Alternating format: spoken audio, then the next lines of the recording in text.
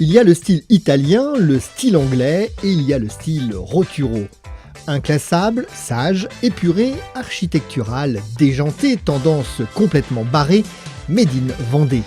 En cuir de veau, en alligator ou en croco, noir, bleu, brun, mais aussi rouge, orange ou à pois, Guy Roturo ne s'interdit rien. Jamais, parce que les rêves n'ont pas de limite.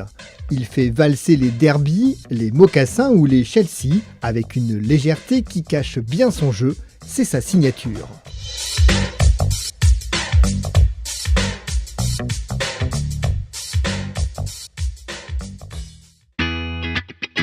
L'homme est vif. Le gamin rebelle a grandi, mais l'œil pétille. Toujours une idée derrière la tête, il ne s'arrête jamais. Les people l'adorent, mais lui ne se prend pas pour une star. Sous les sourires sages de papier glacé, les Roturo addicts sont des rebelles qui n'ont pas besoin de faire clignoter leurs semelles.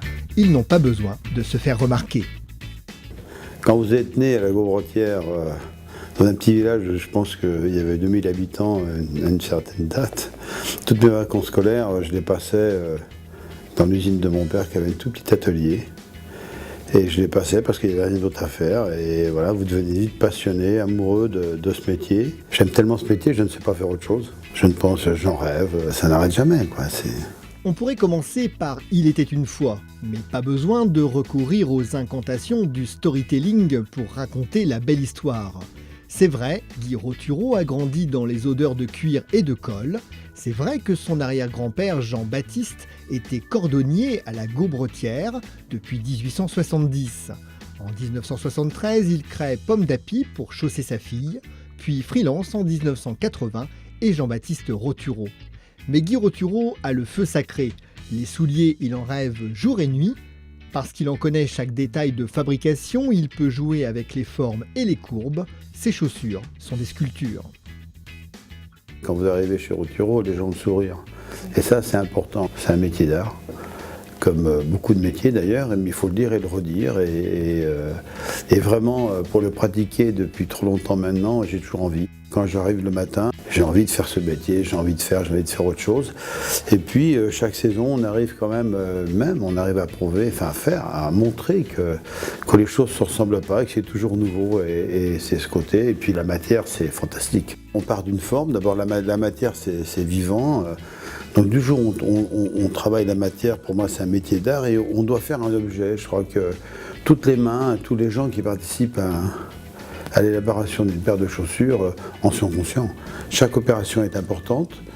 Je dis toujours qu'une paire de chaussures ne se termine pas au finissage avec du serrage. Une paire de chaussures, c'est chaque opération qui doit être très bien faite, bien positionnée.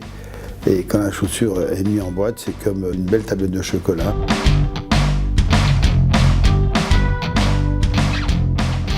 Si l'inspiration de Guy Roturo se nourrit de tout, à l'atelier, tout commence par la peau.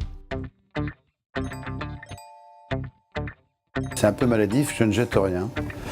Et le fait de rien jeter, maintenant aujourd'hui il y a une bibliothèque qui est énorme. Pour faire des chaussures, il faut des matières. Et la matière, c'est ce qu'il y a de plus vivant. Moi je dis toujours qu'on fait quand même un métier d'art, puisque la matière, elle a tous ses défauts. On n'emploie pas de synthétique, que des cuirs, que des veaux. C'est des veaux qui sont élevés pour la viande, mais qui sont élevés aussi pour la peau. Et élevés sous la mer. Comme c'est pas couvert, on a tous les défauts d'aspect, les petits traits des autres. Quand la peau est bien faite, vous faites ça. Vous retournez, ça fait ça, mais si vous tirez sur la peau, il n'y a pas d'effet, il n'y a pas de creux. Il n'y a pas de creux parce que la peau est hyper cadrée, elle était bien nourrie. Quand vous commandez une peau, c'est 7 semaines de délai. Donc moi j'aime bien avoir un environnement, que les peaux soient là avant de commencer les collections. C'est ma méthode à moi et voilà. Mais donc ma méthode à moi, je l'applique chaque saison. Et j'aime bien, ça fait partie aussi des collections, les couleurs, les matières, les formes de matière, tous les aspects. Et à partir de là, eh bien, on peut commencer à réfléchir sur comment on voit ces matières, où elles vont aller, sur quelle forme elles vont aller, quel talon, quelle épaisseur de semelle, quelle chose, quel dessin. De la découpe des pièces qui composeront la chaussure à la couture de la semelle, 150 étapes seront nécessaires, toutes réalisées à la main. Guy Roturo veille à tout, le confort, l'esthétique et la longévité du soulier résident dans le soin apporté à chaque détail. Quand on fait un échantillon ou un proto, on rassemble ce qu'on appelle la tige. Ça, c'est le cuir, la tige qui a été faite, qui a été préparée. La forme, la première de montage, la semelle qui a été préparée aussi. Et le garçon qui est là, c'est lui qui fait les couleurs d'ailleurs, va envoyer ça sur la chaîne de montage pour assembler l'ensemble.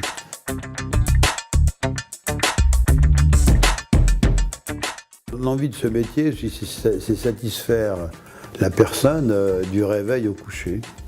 Et donc, on a tous des fonctions différentes. Donc, il y a aussi chez Jean-Maître Roturo des chaussures hyper classiques, mais classiques à la main, et à la fois des chaussures qui correspondent à des sorties, à des nocturnes, à la musique, à un tas de choses. On peut être très sérieux, aller au bureau, et puis à la fois complètement fou. L'élégance pure, c'est les choses les plus simples. Et faire les choses les plus simples, c'est les plus difficiles.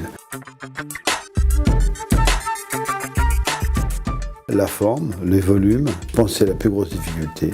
Et c'est vrai que Jean-Maître Roturo, je m'amuse avec les matières et autres, à faire des patchwork et autres, mais je dirais que c'est plus facile de faire cette chose-là que de faire le côté très zen, très lissé, dont la forme, les reflets donnent toute l'élégance à la chaussure. C'est comme une belle dictée, il y a des petites virgules, il faut les voir, donc j'essaie de les mettre au bon endroit.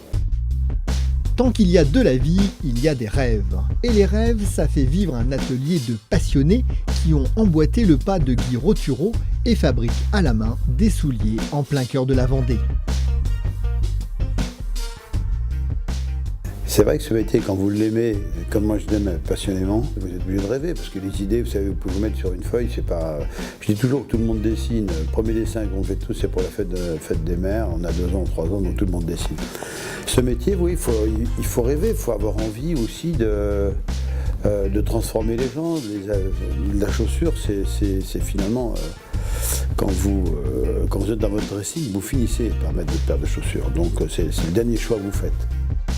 L'intérêt de tous les rêves, c'est qu'il n'y a pas de limite, c'est l'infini.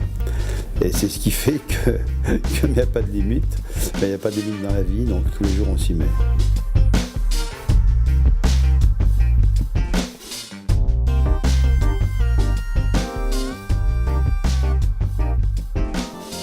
En chaque trader, il y a un biker qui sommeille, ou en chaque biker, un homme du monde veille, c'est vous qui voyez.